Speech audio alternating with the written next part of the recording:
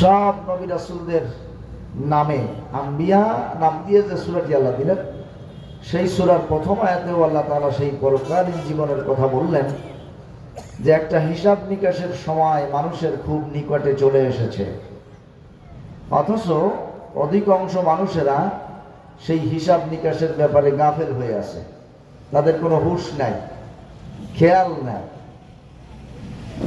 আমরা আমাদের জীবন চলার পথে দেখি বহু মানুষ চায়ের দোকানে বসে ঘন্টার পর ঘন্টা সিনেমা দেখতেছে।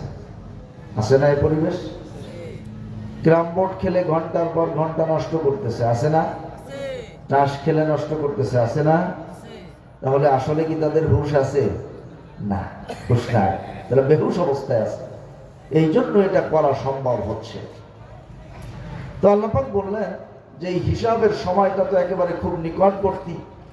তো যেই হিসাবের সময়টা নিকটবর্তী এসে গেছে, খুব কাছে এসে গেছে, সেই সময়টা সম্পর্কে আমি আপনাদেরকেও সতর্ক করতে চাই, আমি আমাকেও সতর্ক করতে চাই। সেজন্য আজকের এই আলোচনার সূরাতুল আম্বিয়ার এখান থেকে আলোচনা করার চিন্তা ভাবনা করেছি যে পরকালীন জীবন সম্পর্কে মানুষ যত বেশি জানবে, মানুষের ঈমান তত বেশি বৃদ্ধি পাবে। কারণ পরকালীন ঈমান সম্পর্কে যার যত দুর্বলতা আছে সে তত বিপদগামী। আল্লাহ তাআলা বলেছেন, আল্লাহ রাব্বুল আলামিন বলছেন, وَإِنَّ الَّذِينَ لَا يُؤْمِنُونَ بِالْآخِرَةِ عَنِ الصِّرَاطِ لَنَاكِبُونَ। যাদের পরকাল সম্পর্কে, আখিরাত সম্পর্কে যাদের ঈমান নাই, বিশ্বাস, দৃঢ় বিশ্বাস নাই, আনিস সিরাতি লানাকিবুন, তারা জান্নাতের রাস্তা থেকে ছিটকে পড়ে যাবে। বলেন নাউযুবিল্লাহ। জান্নাতের রাস্তা থেকে ছিটকে পড়লে কোথায় পড়বে বলেন তো? জান্নাতের। সহজ হিসাব। রাস্তা তো দুইটা, হয় জান্নাতের না হয় জাহান্নামের। প্রিয় ভাই সব, তবে অধিকাংশ মানুষ কেন এই পরকাল সম্পর্কে সচেতন নয়, সজাগ নয়, গাফেল হয়ে আছে কেন, বেখবর কেন, সেই সম্পর্কে আল্লাহ রাব্বুল আলামিন সূরা রূম 21 নম্বর পারার মধ্যে জানায় দিলেন, ইয়ালামুনা যাহিরাম মিনাল হায়াতিদ দুনিয়া ওয়া হুম আনিল আখিরাতি হুম গাফিলুন। পৃথিবীর অধিকাংশ মানুষের অবস্থা হলো দুনিয়ায় যা আছে তার সহায় সম্পদ, চাকরি বাকরি, ব্যবসা বাণিজ্য, সন্তানাদি, স্ত্রী, আপনজন, এর বাহিরে সে আর কোনো কিছুর খবর রাখে না। এই সম্পর্কে এতটুকুর মধ্যেই তার জ্ঞান সীমাবদ্ধ, এইগুলো নিয়েই তার চিন্তা চেতনা শেষ। এর বাহিরে আর কোনো চিন্তা তার মধ্যে নাই। এই কারণেই মানুষ পরকাল সম্পর্কে বেখবর হয়ে ক্ষতিগ্রস্ত হচ্ছে। সম্মানিত হাজিরিন, এই পরকালীন জিন্দেগির সূচনা যখন হবে, শুরু যখন হবে, সে পরিবেশটা মোটেও ভালো না, অত্যন্ত ভয়ঙ্কর পরিবেশ। এই জন্য এই বিষয়টা সম্পর্কে আমাদের খুবই সতর্ক থাকা দরকার, খুবই সতর্ক থাকা দরকার। প্রিয় ভাইরা, আল্লাহ রাব্বুল আলামিন বিশাল একটি মাইক তৈরি করে রেখেছেন। আপনারা যে সিংগায় ফুয়ের কথা শুনেছেন, যে সিংগায় ফু দিলে পরে গোটা সৃষ্টি জগৎ ধ্বংস হয়ে যাবে, সেটা একটা মাইকের মতো। কিসের মতো? সবাইকে জোরে বলতে হবে, সেটা একটা মাইকের মতো। হযরত আবু হুরায়রা রাদিয়াল্লাহু তাআলা আনহু প্রশ্ন করলেন, ইয়া রাসূলুল্লাহি মাসউদ, ওগো আল্লাহর রাসূল, যেই সিংহটায় ফু দিলে পরে গোটা সৃষ্টি জগৎ ধ্বংস হবে, মাসউদ সেই সিংহটা কেমন? নবীজি বললেন, কর্নুন আযীম। এই কর্নুন বোঝানোর জন্য এই কাগজটাকে আমি একটু পেঁচায় নিলাম। এই যে আকৃতিটা হলো আরবিতে, এইটাকে বলা হয় কর্ন। নবীজি যে শব্দটা ব্যবহার করেছেন, এই জাতীয় বস্তুকে আরবিতে কর্ন বলা হয়। এজন্য গরুর সিংহেও কর্ন বলা হয়। আবার যে সিংহাগুলি, এই যে সিংহা দেখছেন না আপনারা, বন্দীদের হাতে থাকে, এই সিংহাকেও আরবিতে কর্ন বলা হয়। তো এই যে আকৃতি মাইক, নবী করিম সাল্লাল্লাহু আলাইহি ওয়াসাল্লামের যুগে মাইক আবিষ্কার হয়েছে? হয় না। কিন্তু নবীজি ওই সময় এমন একটা শব্দ ব্যবহার করে বুঝাইয়া দিলেন, সেই শব্দের আদলে আধুনিক যুগে এসে একটা মাইক তৈরি হলো। সুবহানাল্লাহ। দেখুন মাইকের বৈশিষ্ট্য, মাইকের বৈশিষ্ট্য হলো ছোট্ট একটা শব্দকে বড় শব্দে পরিণত করা। আমি যদি মাইকটা সরাই রেখে খালি মুখে কথা বলি কতটুকু জোর হবে, কিন্তু সেই স্বাভাবিক শব্দের কথাটা মাইকে বিশাল একটা শব্দে পরিণত করে অনেক দূর পৌঁছে দিচ্ছে।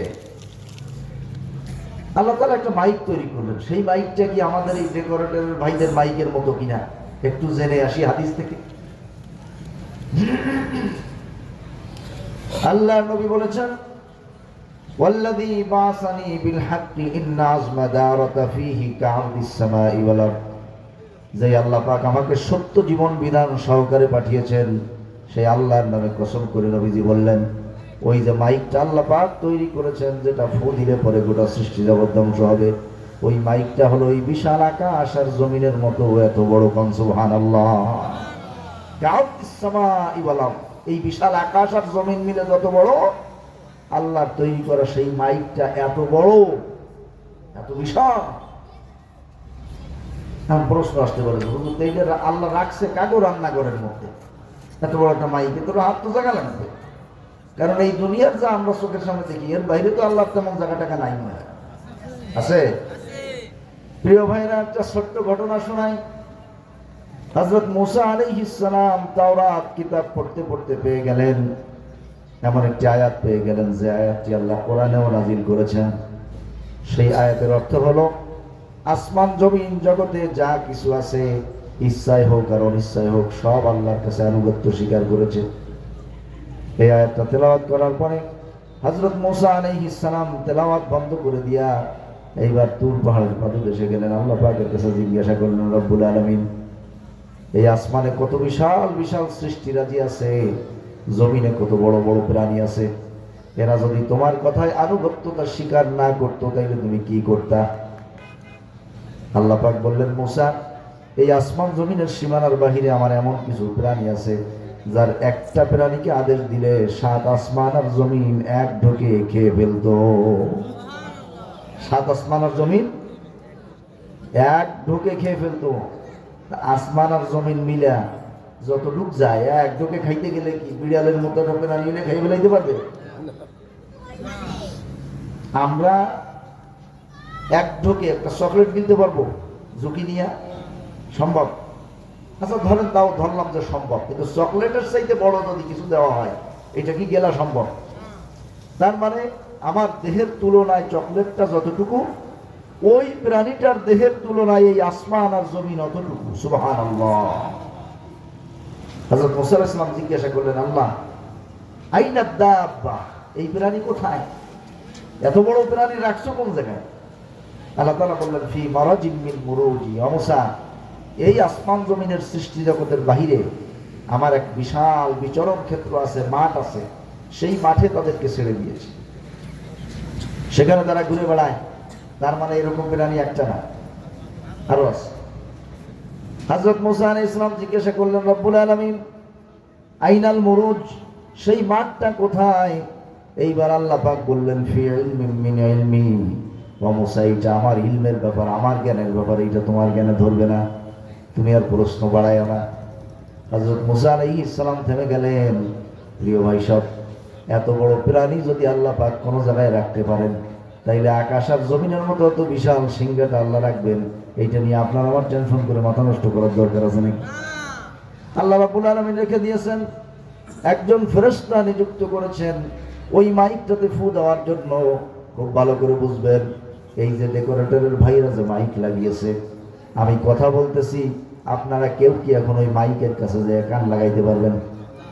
যদি কেউ খামখেয়ালিপনা করে লাগায় তাহলে কি ঘটবে? কানের পর্দা ফেটে যাবে। মানে ওর যে আওয়াজের ধাক্কা, ওই ধাক্কা কানের পর্দা সহ্য করতে পারবে না। ঠিক ওই যে বিশাল মাইকটা আল্লাহ বানাইছেন, ওই মাইকটা যখন ফু দেওয়া হবে, ওর ফুয়ের যে আওয়াজের ধাক্কা, সেই সিঙ্গার ফুয়ের আওয়াজের ধাক্কা এই আসমান সহ্য করতে পারবে না। নবীজি বললেন, ফায়ুনফাখু ফীহি সালাসুনা ফাকাত, ওই মাইকটার মধ্যে, ওই সিঙ্গাটার মধ্যে 3টা ফু দেওয়া হবে। কয়টা ফু বলেন তো? সবাই একটু জোরে জবাব দেন। 3টা ফু দেওয়া। 1 নম্বর ফুয়ের নাম নবীজি বললেন আল ফাজরু, ভয় ভীতির ফু, ভয়। প্রথম ফু দিলে কি হবে? ভয়, ভয় তৈরি হবে, ভয়ঙ্কর পরিবেশ হবে। কি ভয়ঙ্কর পরিবেশ হবে খুব ভালো করে বুঝবেন। আল্লাহ রাব্বুল আলামিন বলছেন, মা ইয়ানজুরুনা ইল্লা সাইহাতান ওয়াহিদাতান মা লাহা মিন ফাওয়া। এই পৃথিবীর যেই মানুষগুলি ঈমানের পথে আসে না, কল্যাণের দিকে ডাকলে যারা আসতে চায় না, তারা কি ওই সিংহায় ফু দেওয়ার অপেক্ষায় আছে, যেই ফু শুরু হবে মা লাহা মিন ফাওয়া, তার শেষ হবে না। এই যে ফু যে দেওয়া শুরু করছে, এইটার আল্লাহ নির্দেশ না দেওয়া পর্যন্ত ফু থামবে না, এই ফু চলমান থাকবে, চলতে থাকবে এই আওয়াজ। এখন চলমান থাকলে এই ধাক্কাটা তো একটার পর একটাই লাগতে থাকবে। আপনারা কি আমার কথা বুঝতেছেন প্রিয় ভাই সব? কাউসার ভাই আমাকে বলছেন যে একটু ঘটনা বললেন, তাহলে মানুষ একটু ভালো পছন্দ করবে। বাইরে জীবন বর্ত ঘটনা শুনতে শুনতে পার করেই দিলেন। এখন এই যা শুনতেছি এ তো মহা ঘটনা, এ খালি ঘটনা না, এর মধ্যে মহা ঘটনা আছে। একটু ধৈর্য ধরে সময় দেন, এর মধ্যে পাবেন অনেক মহা ঘটনা। তো যাই হোক, এই যে ফু শুরু হলো, এই ফুয়ের ধাক্কাটা সর্বপ্রথম লাগবে আকাশে। কোথায়? কারণ আকাশ আমাদের মাথার উপরে ছাদের মতো, সর্বপ্রথম ধাক্কাটা এসে আকাশে লাগবে। আল্লাহ পাক বললেন, আসসামাউ মুনফাতিরুম বিহি কানা ওয়াদুহু মাফউলা। প্রথম ফুয়ের ধাক্কা ওই আকাশে যখন লাগবে, তখন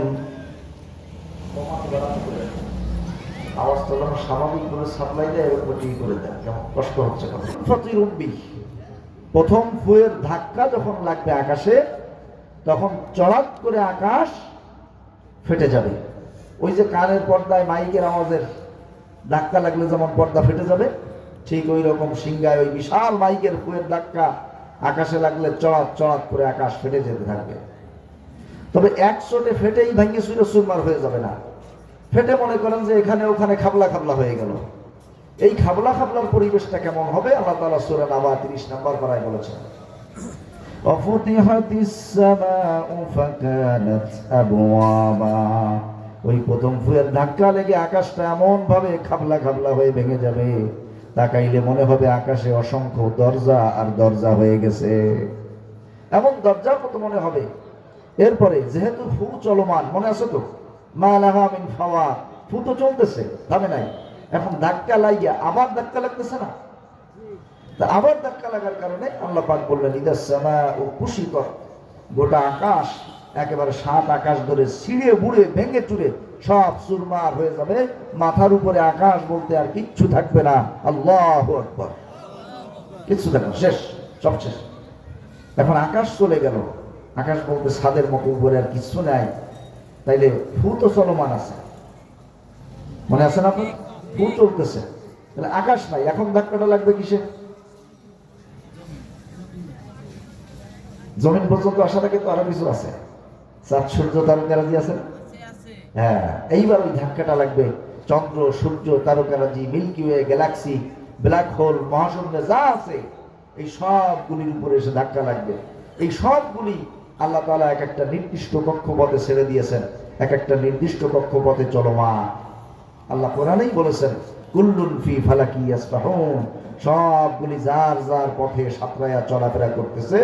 এই জন্য কোনো অ্যাক্সিডেন্ট হয় না।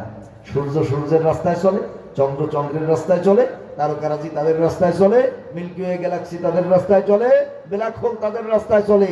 যার যার রাস্তায় থাকার কারণে কোনো অ্যাক্সিডেন্ট হয় না। কিন্তু রাস্তা যদি উলটপালট হয়ে যায়, তাহলে কি হবে? কথা কন না কেন? অ্যাক্সিডেন্ট হবে। রাস্তা উলটপালট হইলেই অ্যাক্সিডেন্ট হবে। সেই অ্যাক্সিডেন্টের পরিস্থিতিটা কি? আল্লাহ রাব্বুল আলামিন বলছেন, ওয়াইদাল কাওয়াকিবু তাসারাত, আকাশে তারকারাজি চন্দ্র সূর্য যা কিছু আছে, ওই ধাক্কা আকাশ ভেঙে চুরে চুরমার হয়ে ওই ফুয়ের ধাক্কাটা যখন এইগুলির উপরে লাগবে, তখন সব বিক্ষিপ্ত অবস্থায় ছোটাছুটি করবে, কেউ আর তার রাস্তায় ঠিক থাকতে পারবে না। ওই বিক্ষিপ্ত ছুটতে গিয়া ওয়াইদান নুজুমুন কাদারাত, বিক্ষিপ্ত ছুটতে গিয়ে একটার সঙ্গে আরেকটা বাড়ি লেগে আঘাত লেগে সমস্ত আকাশের মহাকাশে যা কিছু ছিল সব ভেঙে চুরে চুরমার হয়ে ধ্বংস হয়ে যাবে। বলেন আল্লাহু আকবার। মাথার যেহেতু চলমান আছে, এখনো থামে নাই, এই জন্য মহাকাশের সব শেষ হওয়ার পরে এইবার ফুয়ের ধাক্কা চলে আসবে জমিনের দিকে। জমিনের উপরে পাহাড়গুলি উঁচু উঁচু পাহাড়, এই জন্য আগের ধাক্কাটা আসবে, আগে ধাক্কা এসে লাগবে পাহাড় পর্বতের উপরে, তারপরে আসবে জমিনের দিকে। ওই পাহাড়ে যখন ওই বড় মাইকের ফুয়ের ধাক্কাটা লেগে যাবে, আল্লাহ পাক বলছেন ওয়াহুমিলাতিল আরদু ওয়াল জিবালু ফাদুক্কাতা দাক্কাতান ওয়াহিদা। ওই পাহাড়গুলির উপরে এই ফুয়ের ধাক্কা যখন লেগে যাবে, তখন পাহাড়গুলি জমিনের সঙ্গে আছাড় মারার মতো একটা আঘাত লাগবে। আপনারা দেখবেন একটা মাটির চাক যদি কেউ জমিনের সাথে আছাড় দেয়, তাইলে কিছু অংশ ভেঙে চুরে ছিটকে চলে যায়, আর কিছু অংশ ধুলার মতো উঠতে থাকে। কথা বলেন ঠিক কিনা? এই যে দুইটা পরিস্থিতি তৈরি হয়, আল্লাহ পাক দুইটা পরিস্থিতির কথাই আমাদেরকে জানায় দিলেন। ওই সিংহার ফুয়ের ধাক্কা পাহাড় পর্বতগুলিতে যখন লাগবে, কিছু অংশ ভেঙে চুরে চুরমার হয়ে নানান দিকে ছিটকে চলে যাবে। আল্লাহ পাক বলছেন ওয়াসুইরাতিল জিবালু ফাকানাত সারাবা। কিছু অংশ ভেঙে চুরে চুরমার হয়ে ছিটকে নানান দিকে চলে যাবে, আর কিছু অংশ ধুলার মতো উঠতে থাকবে। ওয়াতাকুনুল জিবালু কালঈনিল মানফুশ। আল্লাহু আকবার। কিছু অংশ ধুলার মতো উড়ে যাবে, এই পাহাড় পর্বত আর একটাও কিছু থাকবে। কথা কোন রাগটাক করে আইসেন নাকি? কথা বলতেছেন নাকি? পাহাড় পর্বতগুলি সব ধাক্কা লেগে শেষ হয়ে গেল, মাথার উপরে কিছু নাই, জমিনে আর কিছু নাই। এইবার সাগর মহাসাগর নদী নালা রূপসা নদী সহ যত নদী নালা আছে, সাগর মহাসাগর আছে, এইগুলির উপরে এসে ওই ফুয়ের ধাক্কা লাগবে। যেহেতু ফু চলমান, ধাক্কা লেগে লেগে চড়াত চড়াত করে তলাগুলি ফেটে যাবে, নদীর তলা ফেটে যাবে, সাগরের তলা ফেটে যাবে, মহাসাগরের তলা ফেটে যাবে। ফেটে গিয়া এই রূপসা নদীতে যত পানি ছিল, বঙ্গোপসাগরে যত পানি ছিল, আটলান্টিক মহাসাগরে যত পানি ছিল, সব পানিগুলি ওই ফাঁকা অংশ দিয়া তলে পড়ে যাবে। একটু পরেই দেখা যাবে ওয়াইদাল বিহারু সুজ্জিরাত। যেই নদীতে পানি ছিল, যেই সাগর মহাসাগরে পানি ছিল, একটু পরেই দেখা যাবে যে ওই ফাটা অংশ দিয়া পানি তলে চলে গেছে, আর দাউ দাউ করে আগুন বের হচ্ছে। আল্লাহু আকবার। দাউ দাউ করে আগুন ওগড়াচ্ছে। আগ্নেয়গিরি যেমন ওগড়ায়, আগ্নেয়গিরি যেমন উথাল পাথাল দিয়ে আগুন বের করতে থাকে, এইরকম দাউ দাউ করে আগ্নেয়গিরি বের হওয়ার মতো আগুন বের হতে থাকবে। এই সমস্ত ভয়ঙ্কর ঘটনাগুলি যাদের চোখের সামনে ঘটবে, আল্লাহ রাব্বুল আলামিন তাদের ব্যাপারে বলছেন ইয়াউমা তারাউনাহা তাযহালু কুল্লু মুরদিআতিন আম্মা আরদাত। ওই সময় যে সব মায়েদের কোলে দুধের বাচ্চা থাকবে, এতগুলি ভয়ঙ্কর ঘটনা, আকাশ ভেঙে চুরে চুরমার হয়ে গেল, তারকারাজিগুলি ভেঙে চুরে শেষ হয়ে গেল, পাহাড় পর্বতগুলি ভেঙে চুরে চুরমার হয়ে গেল, সাগর মহাসাগর নদী নালার তলা ফেটে ফেটে পানি শুকায় গিয়া সেখান থেকে দাউ দাউ করে আগুন বের হচ্ছে। এই ভয়ঙ্কর ঘটনা দেখে আল্লাহ বলতেছেন ওই সময় যত মায়ের কোলে দুধের বাচ্চা থাকবে, ওই মায়েরা তার বাচ্চার কথাটা পর্যন্ত ভুলে যাবে। এই পৃথিবীতে একটা বাচ্চার জন্য তার মার চাইতে আপন কেউ আছে?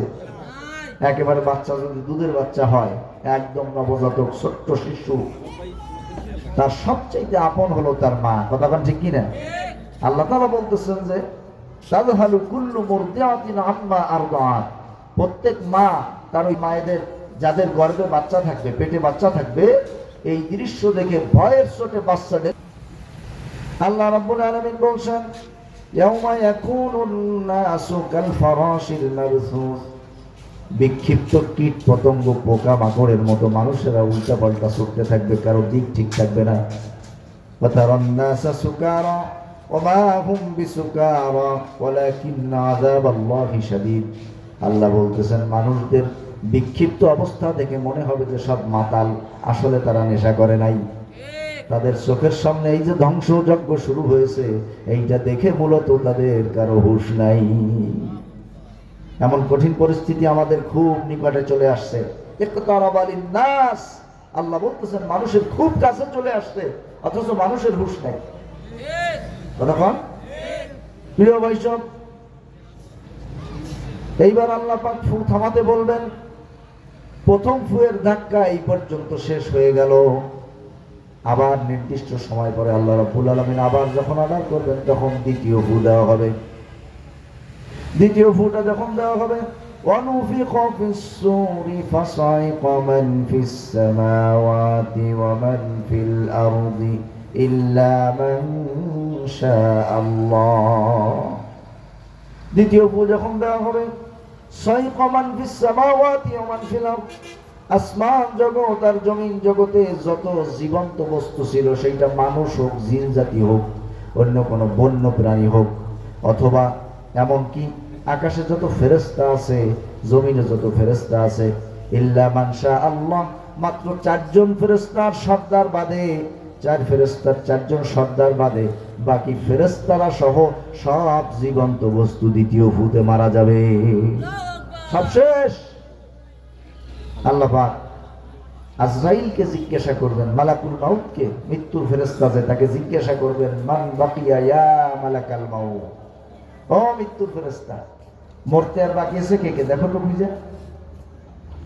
হযরত মালাকুল মাউত খুঁজে খুঁজে এসে বলবেন, আল্লাহ, জিবরাইল, মিকাইল, ইসরাফিল আর আমি, আর কেউ নেই, সব শেষ। আল্লাহ রাব্বুল আলামিন বলবেন, জিবরাইলের মরণ ঘটায় দাও। জিবরাইলের মরণ ঘটানোর জন্য যখন আজরাইল তার কাছে যাবে, হযরত জিবরিল আমিন আল্লাহর কাছে দোয়া করবেন, ইয়া আল্লাহ হাওয়িন আলাইয়া সাকারাতিল মাউত, রব্বুল আলামিন মরণের কষ্টটা আমার জন্য একটু সহজ করে দাও, মরণের কষ্ট সহজ করে দাও। জিবরাইলের মতো একদম দামি ফেরেশতা বলবে। আমরা কি জীবনেও একবার কইছি এই কথা? হ্যাঁ হ্যাঁ, আন্দাজ পান না, আন্দাজ পান না মরণের যে কঠিন যন্ত্রণা, কষ্ট। জিবরিল বলবে যে, আল্লাহ, মরণের কষ্টটা আমার জন্য একেবারে সহজ করে দাও, আমি যেন সহজে মারা যায়, আমার কষ্ট না হয়। 3 ফেরেশতার সর্দারের মরণ হয়ে গেল। আল্লাহ পাক আবার প্রশ্ন করবেন, মান বাকিয়া ইয়া মালাকাল মাউত, ও মৃত্যুর ফেরেশতা, আর বাকি আছে কে মরতে? এইবার হযরত মালাকুল মাউত বলবেন, আনা আব্দুকা দাঈফ, আল্লাহ, আমি তোমার এক দুর্বল বান্দা বেঁচে আছি, আর কেউ বেঁচে নাই। আল্লাহ তাআলা তাকে ধমক দিবেন, মুত ইয়া মালাকাল মাউত, হে মৃত্যুর ফেরেশতা, তুমিও মরে যাও। আল্লাহর ধমকে মালাকুল মাউত আজরাইলও মারা যাবে। এখন আর কেউ কি আছে? আল্লাহ ছাড়া আর কেউ বেঁচে আছে? আল্লাহ রাব্বুল আলামিন কোরআনে বলছেন, সূরা আর-রহমান, কুল্লু মান আলাইহা ফানি ওয়া ইয়াবকা ওয়াজহু রাব্বিকা যুল জালালি ওয়াল ইকরাম। সব একদিন ধ্বংস হয়ে যাবে, শেষ হয়ে যাবে। ইয়াবকা ওয়াজহু রাব্বিক, একমাত্র তোমার রব ধ্বংস হয়ে যাবে, গেল, সব শেষ। আল্লাহ ছাড়া আর কেউ বেঁচে নাই। আল্লাহ তাআলা দুনিয়াকে ডেকে ডেকে কিছু প্রশ্ন করবেন, যা ইতিপূর্বে দুনিয়ার বুকে ছিল, এখন নাই, প্রথম ফুতে সব শেষ হয়ে গেছে। সেই বিষয়গুলি নিয়ে আল্লাহ জিজ্ঞাসা করবেন, প্রশ্ন করবেন। আল্লাহ পাক জিজ্ঞাসা করবেন, ইয়া দুনিয়া আইনা জিবালুক, ও দুনিয়া, তোমার বুকে যেই পাহাড় পর্বতগুলি ছিল, সেই পাহাড় পর্বতগুলি কোথায়? ইয়া দুনিয়া আইনা আনহারুক, ও দুনিয়া, তোমার বুকে যেই নদী নালা ছিল, সাগর মহাসাগর ছিল, কই? ইয়া দুনিয়া আইনা আইমারুক, ও দুনিয়া, তোমার বুকে যেই বিশাল বিশাল দালান কোঠাগুলি ছিল, বিল্ডিং গুলি ছিল, কই? সোনাডাঙ্গার ডেল্টা বিল্ডিং কই? তারপরে ওই যে আরো একটা বড় বিল্ডিং হচ্ছে, কি জানো, বৈকালী, বৈকালী সেই বড় বিল্ডিং কই? আইনা আইমারুক, বড় বড় দালান কোঠাগুলি কোথায় গেল? দেখি না তো একটাও। ইয়া দুনিয়া আইনা আশজারুক, ও দুনিয়া, তোমার বুকে যেই গাছপালাগুলি ছিল, সেই গাছপালাগুলি কোথায়? আছে নাকি একটাও? সব তো প্রথম ফুতে শেষ, ধ্বংস হয়ে গেছে।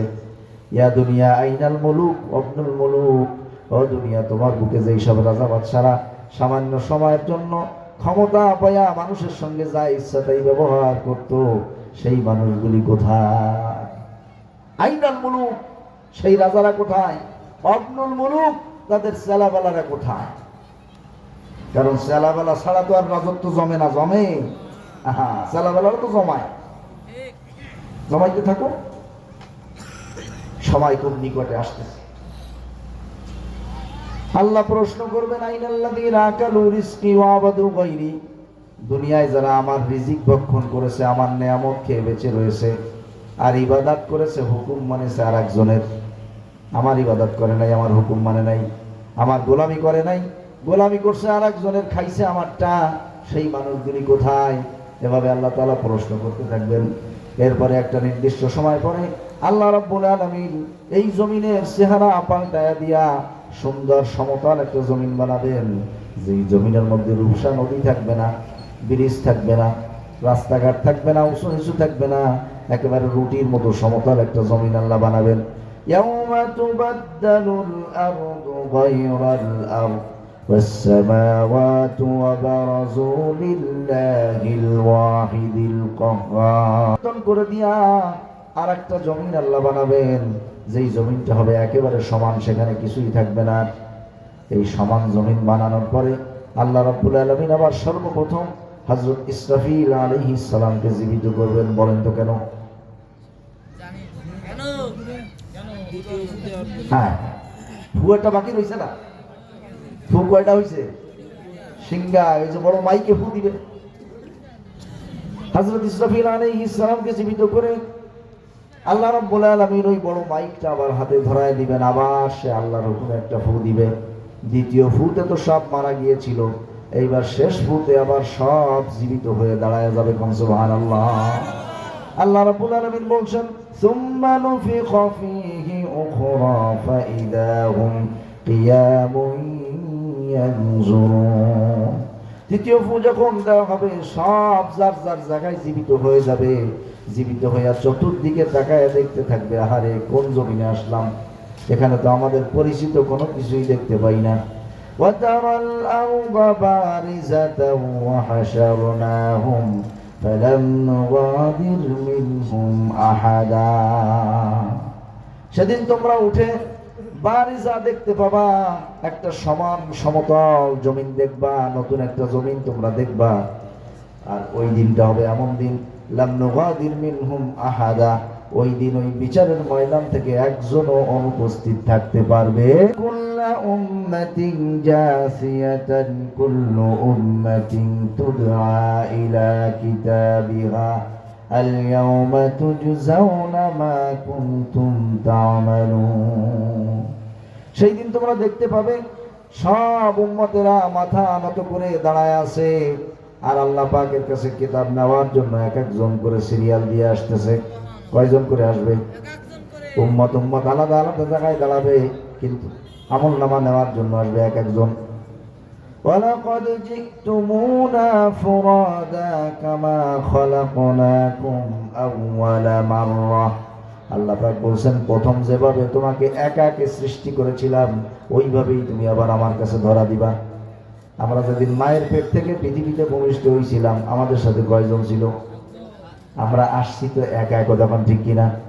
আল্লাহ বলতেছেন, প্রথমবার যেভাবে একা সৃষ্টি হয়েছে, একা তোমাকে যেভাবে সৃষ্টি করেছি, ওইভাবে একা কি আবার আমার কাছে তুমি আসবা? তোমাকে আমল খাতনাবিহীন এমন অবস্থায় সব দাঁড়ানো, এই অবস্থায় এক একজন করে আল্লাহ তাআলার সামনে, আল্লাহ সেদিন মহাবিচারক কহ্হার এমন অবস্থায় আছেন। এশার নামাজের প্রথম রাকাতে তেলাওয়াত করেছি, ইয়াউমা ইয়াকুমুর রূহু ওয়াল মালাইকাতু সাফফা লা ইয়াতাকাল্লামুনা ইল্লা মান আযিনা লাহুর রহমান। সেদিন জিবরাইল এবং অন্যান্য সব ফেরেশতারা সারিবদ্ধভাবে দাঁড়ায় থাকবে, আল্লাহর অনুমতি ছাড়া কেউ কথা বলার সাহস পাবে না। এমন ভয়াবহ দিন, কঠিন দিন। সেই দিন কি চলে গেছে না সামনে আসতেছে? সামনে আসতেছে। তো যাদের সামনে আসতেছে তাদের তো হুঁশ নাই। প্রিয় ভাই সব, আল্লাহ দিয়া কোন দিক দিয়া? একটু সবাই কথা কন, সবাই কন একটু। পিছনের দিক দিয়ে আমল না। আল্লাহ তাআলা কোরআনে বলেছেন, ওয়া আম্মা মান উতিয়া কিতাবাহু ওয়ারাআ যাহরি ফাসাউফা ইয়াদউ সুবুরা। সে তার নিজের ধ্বংস, নিজের আত্মহত্যা কামনা করবে। দুনিয়ায় মানুষ কোনো দুঃখ কষ্টে পড়লে অনেক সময় আত্মহত্যা করে বসে না? এরকম আত্মহত্যার খবর আমরা পাই না? আত্মহত্যা করে কি শান্তির চোটে না অশান্তির চোটে? অশান্তির চোটে, দুঃখ কষ্টে, দুর্ভোগে দুর্যোগে মানুষ আত্মহত্যার মতো সিদ্ধান্ত নেয়। তো পিছন দিক দিয়ে তাদের আমল নামা আসবে, তাদের দুর্যোগটা এত মারাত্মক পর্যায়ের হবে যে তারা ওই সময় আত্মহত্যা কামনা করবে, আত্মহত্যা করার চেষ্টা করবে। আত্মহত্যাকে ডাকতে থাকবে, তাদেরকে জানায় দেওয়া হবে লা তাদউল ইয়াওমা সুবুরান ওয়াহিদা ওয়াদউ সুবুরান কাসীরা। আজকে একবার নয়, অসংখ্যবার যদি তুমি আত্মহত্যা কামনা করো, আর আত্মহত্যা করার কোনো সুযোগ। একটু সবাই কথা কোন। আপনাদেরকে অনুরোধ করতে করতে তো আমার সার শেষ হয়ে গেল। ওই দিন আত্মহত্যার কোনো সুযোগ নাই। আমলনামা আল্লাহ রাব্বুল আলামিন কাউকে পিছনের দিকে দিলেন, আবার কারো কারো আমলনামা বাম হাতে দেওয়া হবে, আর যাদের ডান হাতে দেওয়া হলো তারা তো চিরতরে বেঁচে গেল। আল্লাহ তাআলার কাছে আমরা দোয়া করি, আল্লাহ ওই পরম সৌভাগ্যবান মানুষ যারা হবে, যাদের ডান হাতে কিতাবটা উঠাইয়া দিয়া তার গুনাহের কথাগুলি আর গোপন করে দিয়া মানুষের সামনে প্রকাশ করবা না, মাফ করে দিবা, সেই সৌভাগ্যবান মানুষদের কাতারে আমাদেরকেও শামিল করে নিও, বলেন আমিন। প্রিয় ভাই সব, বাম হাতে আমলনামা এক গ্রুপের, ওয়া আম্মা মান উতিয়া কিতাবাহু বিশিমালিহি, বাম হাতে যখন আমলনামা দেওয়া হবে, যারা বাম হাতে পাবে তারা বলতে, আজকে যদি এই কিতাবটা আমাকে না দেওয়া হতো সেইটাই আমার জন্য ভালো ছিল। লাম আদরি মা হিসাবিয়া, আজকে যদি আমার হিসাব না নেওয়া হতো, আমি জীবনে কি করছি না করছি সব যদি এই পর্যন্ত বার হয়ে যাইত, ওই জীবনের ওই কর্মকাণ্ডগুলির হিসাব যদি না দেওয়া লাগতো, তাহলে তো পাইছে গেছিলাম। মা আগনা আন্নি মালিয়া, পৃথিবীর জীবনে আমার যে সহায় সম্পদ ছিল তা আজকে আমার এই বিপদের দিনে কোনো কাজে আসতেছে না। হালাকা আন্নি সুলতানিয়া, দুনিয়ায় আমার যে প্রভাব প্রতিপত্তি ছিল, আমার একটা দাপট ছিল, সেই সুলতানিয়াত, সেই দাপটও আজকে আমার কোনো কাজে আসলো। এভাবে করে হাজারো আফসোসের বাণী কিয়ামতের ময়দানে ধ্বনিত হতে থাকবে। সেই দিন আফসোস করে কি কোনো লাভ আছে নাকি? আরো আসতে কর, জোরে কইলে যদি মহিলারা শুনে বেড়ায় তাহলে আপনাদের পর্দার খিলাফ হবে না? আপনারা যদি জোরে, এই যে আফসোস চলতেছে চতুর্দিকে, এই আফসোসের মধ্যে আফসোস করে আর কোনো লাভ নাই। কারণ দুনিয়ার জীবনে একটা সিস্টেম আছে, অপরাধ করেও অনেক সময় ভালো উকিল ধরতে পারলে বেঁচে আসা যায়, অপরাধ করেও নিজের পক্ষে রায় আনা যায়, কথা কোন ঠিক কিনা?